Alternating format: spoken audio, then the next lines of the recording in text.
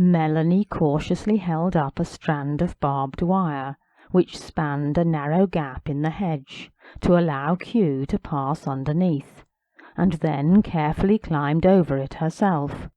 The ground gave way beneath her, and she found herself sliding into a ditch. She scrambled out and looked around. The surface on that side felt much firmer under her feet. Shining her torch downwards, she saw that she was back on tarmac.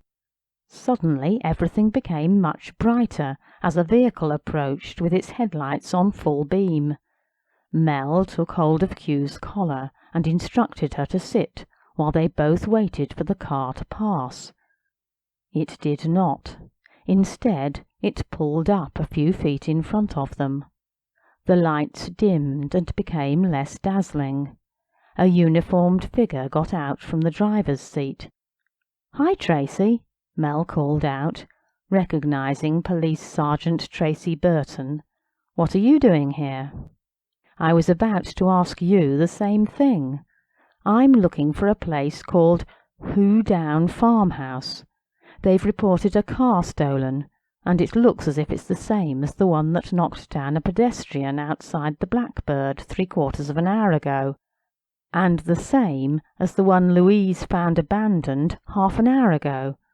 That's where we've come from. Q's been tracking the driver."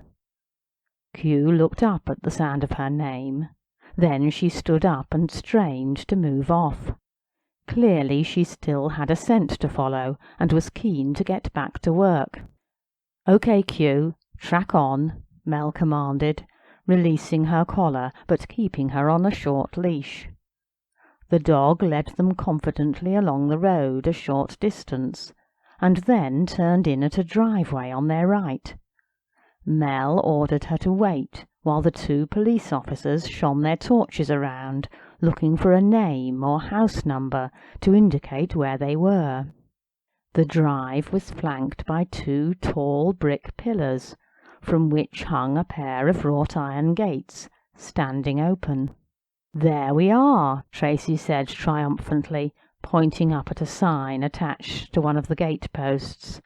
"Who Down Farmhouse. Looks like we've found it. But if the car was stolen, how come the driver came back here after crashing it? Makes you wonder, doesn't it?"